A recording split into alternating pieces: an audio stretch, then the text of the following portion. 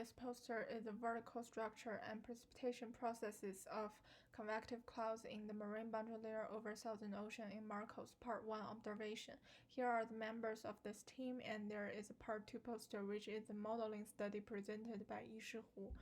Shallow postfrontal convection is a challenge to both numerical weather prediction and climate models. Also, much uncertainty remains about the cloud phase of boundary layer convection over Southern Ocean.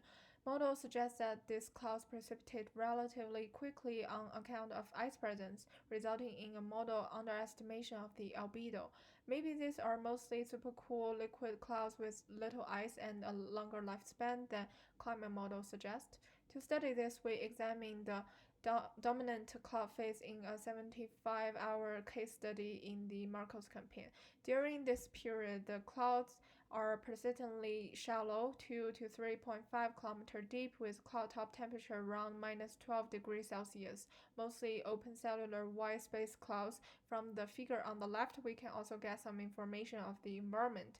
Synoptically, this was a persistent cold sector environment with positive M and latent heat sensible heat flux of 50 to 100 watts per square meter.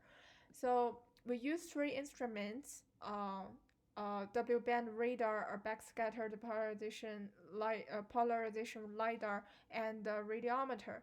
We use just the criteria the ice fraction and the linear depolarization ratio. The ice fraction is the vertically integrated ice water content divided by the total water content. The ice water content derived from the profiling radar reflectivity and Doppler velocity, assuming aggregates. The liquid water pass comes from radiometer.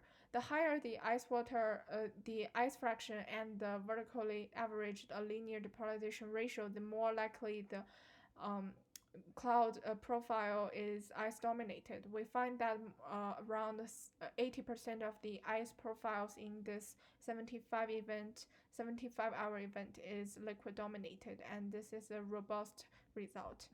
Zooming into two cloud cells, one on the left is the deepest and widest cloud band marked by a mid-level stratiform cloud on top. There are some shallow convective cells lower than 2 km, and the mid-level stratiform cloud drops some light precipitation on the shallow convective clouds. According to the cloud classification, apparently there are some ice-dominated cloud profiles present, but mostly liquid and liquid-dominated clouds, notwithstanding cloud top temperature close to -20 degrees Celsius. The cloud cell on the right is more typical with convective cells extending to the cloud tops, about 2 km high, slightly heavier precipitation reaching the ground, and more ice-dominated cloud. The liquid water pass is rather low. We extended this study to another 236 hours of shallow postfrontal convection with positive M values during Marcos, and in these cases, liquid clouds also dominate, and the little precipitation reach the surface. We then ask the question, what initiates ice in these clouds? Ice clouds tend to be deeper than the liquid cloud, also have a colder cloud top. Also, the IMP number concentration is a reasonable predictor of ice presence. Indicators of convective motions don't seem to predict ice presence in these clouds, but I must caution that our sample size is rather small, just 311 hours in total. Thanks for listening.